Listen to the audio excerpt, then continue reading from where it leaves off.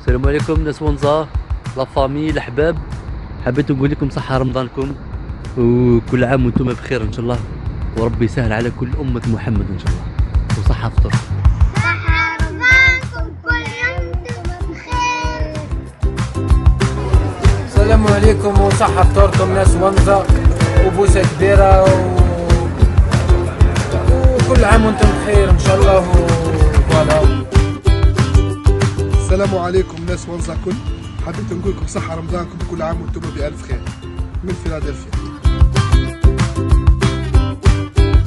السلام عليكم، مناسبة حلول شهر رمضان الكريم، نتقدم بأحر التهاني إلى كل الشعب الجزائري وخاصة الناس ونزا، نبداها من الوشواشة لاسيتي جبل خويا. صحة رمضانكم دار دار وعائلة عائلة، وخاصة ولاد كرطية سنترال كبير وصغير.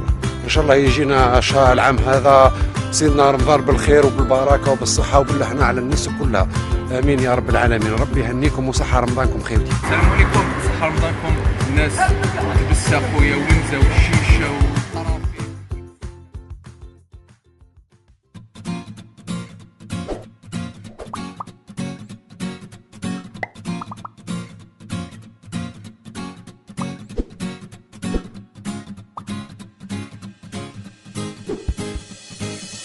جيل حملين الراية لبسنا هذه وراها حكاية، قصة طويلة غاية وغاية خليها للناس وصايا. جينا اليوم مع ونزا ستايل، رمضان سمايل عالناس كاملين.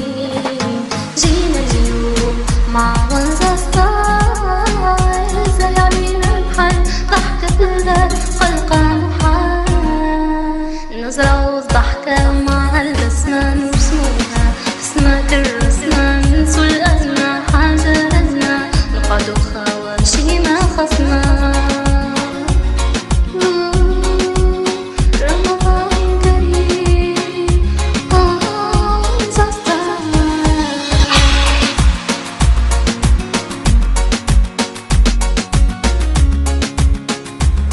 صحة فطوركم مشاهدينا.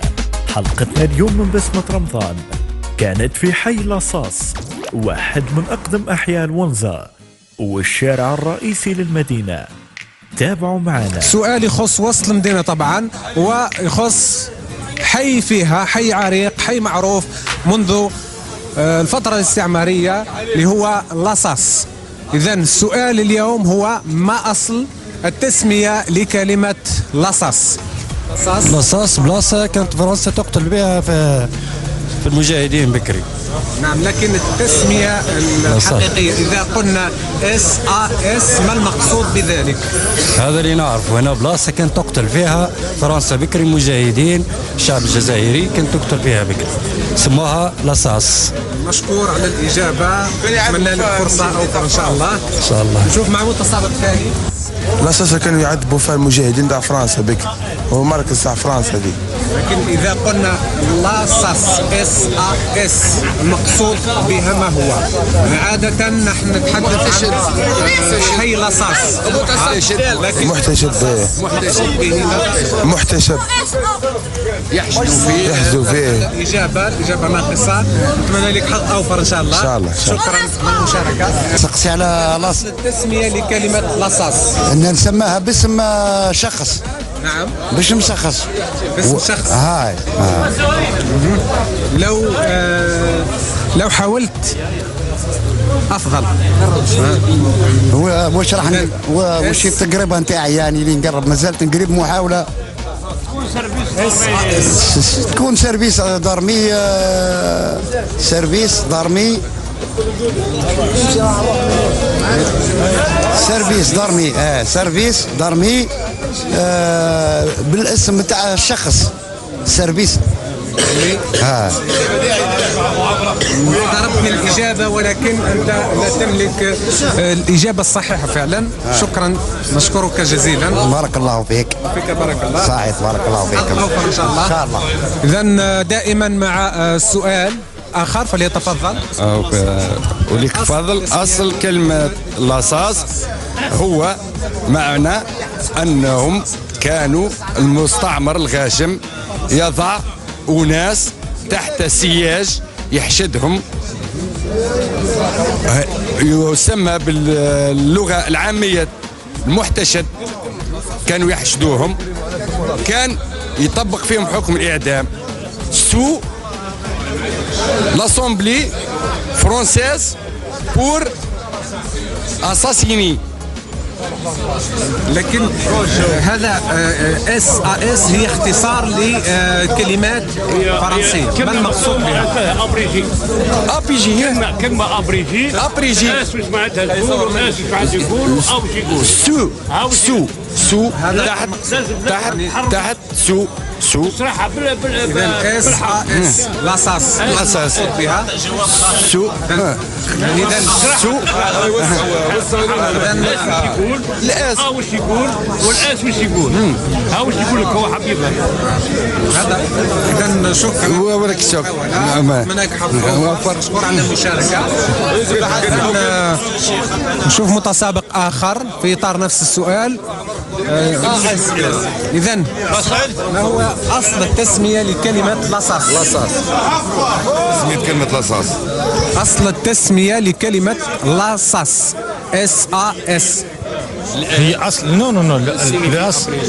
هل يا ترى تحبها انت بالاس وحدها والا وحدها والاس وحدها البرونونساسيون تاعها ولا من عند ما تعرف شكون جات باش نفهموا؟ إذا SAS هو اختصار لكلمات بالفرنسية، يعني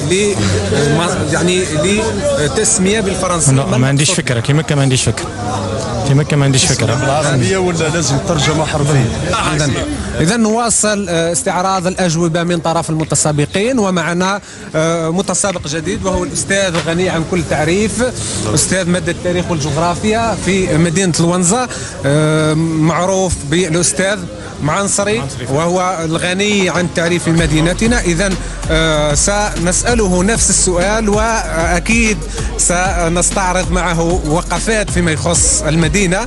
إذا ما هي أصل التسمية لكلمة لاصاص؟ لاصاص هي باللغة العربية ترجمة حرفية، هي مكاتب الفرق الإدارية المختصة التي تم تأسيسها أثناء انطلاق الثورة التحريرية الكبرى.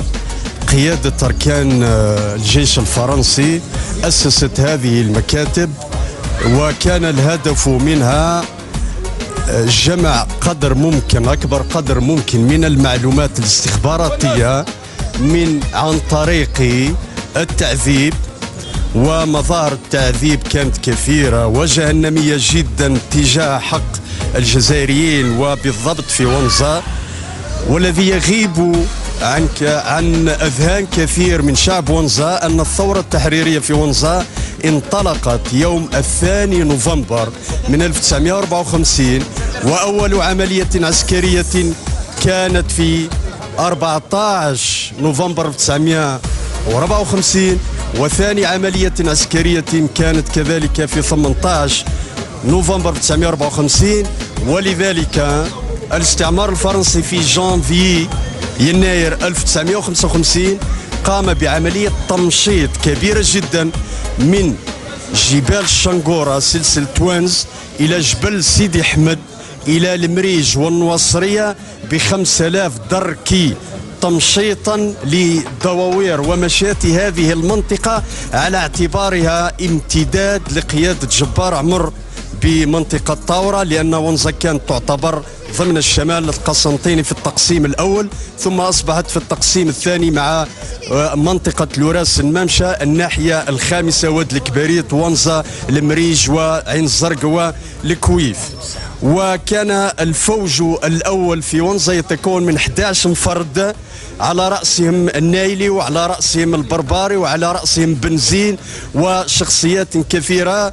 تم استشهاد حوالي 8 في أول عملية، ثم تشكل فوجا آخر في مدينة الونزا، وبدأ التحاق عدد كبير من أهل المنطقة من هذه الجهة، جبل سيدي أحمد، النواصرية مثلا، جهة واد القصب إلى غير ذلك، فازداد عدد فنعم ولهم الشرف في ذلك لأنهم شاركوا في الثورة التحريرية الكبرى وازداد عدد المجاهدين، ولذلك كانت ونزا تساهم مساهمة فعالة في استراتيجية الثورة، سواء كان هنا في ونزا أو حتى في القاعدة الخلفية في الكاف بالجمهورية التونسية. والشكر.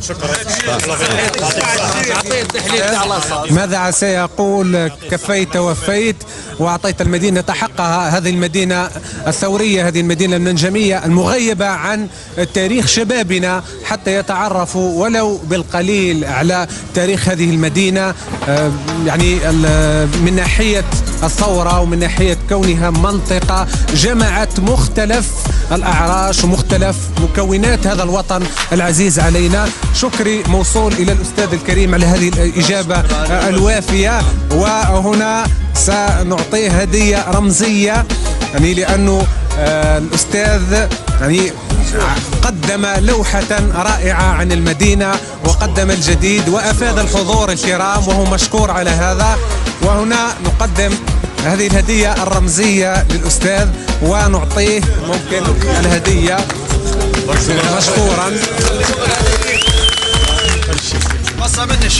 نعم مصحفا. نعم بارك الله فيك. هدية رمزية إن شاء الله. شكرا.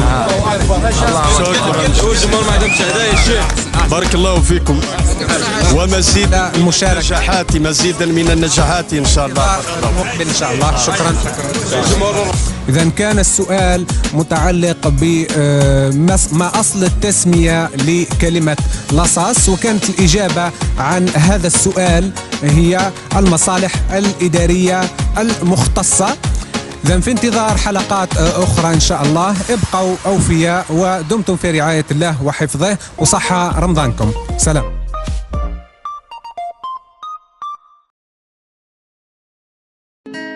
الأسطوانة بدات وليا ما جامي ننساها،